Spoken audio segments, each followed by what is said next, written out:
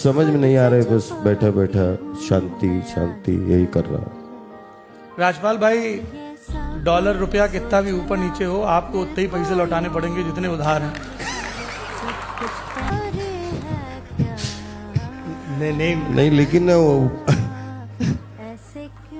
मसला तो सुन लो एक बार, कितने भी लौटाने पड़े, मैं तो मसला ही सुनाना चाहता हूँ ना।